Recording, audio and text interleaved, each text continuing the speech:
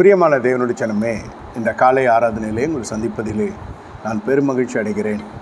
இந்த நாளிலும் கர்த்தருடைய வார்த்தைக்கு நாம் கடந்து செல்லுகிற இந்த நேரத்தில் கர்த்தர் உங்களுக்காக யாவையும் செய்து முடிகிற தேவனாய் கர்த்தர் இருக்கிறார். இந்த நாளிலே என்னோடு சேர்ந்து திருப்பிக் கொள்ளுங்க. 1 ராஜாக்கள் 11வது அதிகாரம் 38 வசனத்தை நாம் எடுத்துக்கொள்கிறோம். நான் உனக்கு கட்டளையிட்டவைகள் எல்லாம் நீ கேட்டு கை கொண்டு நீ என் வழிகளில் நடந்து என் தாசனாகிய தாவீது செய்தது போல என் கட்டளைகளையும் கற்பனைகளையும் கை கொள்ளும்படிக்கு என் பார்வைக்கு செம்மையானதை செய்கிறதுண்டானால் நான் உன்னோடு இருந்து நான் தாவீதுக்கு கட்டினது போல உனக்கு நிலையான வீட்டை கட்டி இஸ்ரவேலை உனக்கு தருவேன். 1 ராஜாக்கள் 11:38. இந்த நாளில் கர்த்தர் சொல்லுகிற காரியம் என்னவென்றால், 1 ராஜாக்கள் 11:36 என் நாமம் விளங்கும்படி நான் தெரிந்து கொண்ட நகரமாகிய எருசலேமில் என் சமூகத்தில் என் தாசனாகிய தாவீதுக்கு என்னாலும் ஒரு விலக்கு இறக்கத்தக்கதாக அவன் குமாரனுக்கு ஒரு கோத்திரத்தை கொடுப்பேன் என்பது தான்.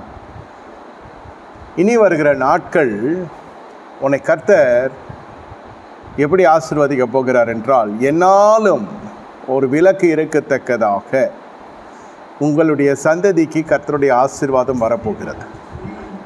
உங்கள் தேவபக்தியினுடைய பலன் இப்படியாய் காணப்பட்டு கொண்டிருக்கிறது. கர்த்தராகிய இயேசு விசுவாசி பின் நீ உன் வீட்டார் ரட்சிக்கப்படுவீர்கள். ஆனால் இன்று அந்த வசனம் எங்கு போனதென்றே தெரியவில்லை. அநேகருடைய வாழ்க்கையில் ஏறுகிறதும் இறங்குறதுமாக இருக்கிறது. கர்த்தராகிய இயேசு விசுவாசிக்கிறாங்க.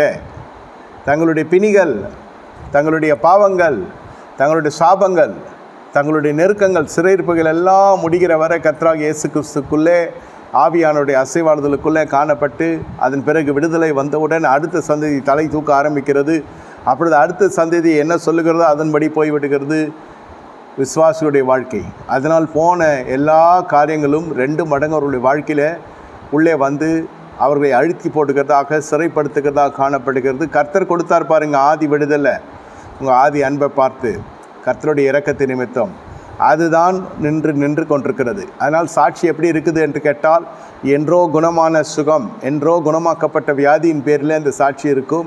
பாவக்கட்டிலிருந்து விடுதலை பெற்றதை குறித்து சாட்சி இருக்கும். ஆனால் இன்றைய தினத்திலே அதை காட்டிலும் கொடூரமான பாதாளத்துக்கு நிறைய விசுவாசி போய் கொண்டிருக்கிறார்கள் என்பதை அறிவற்றவர்களாக இருக்கிறாங்க.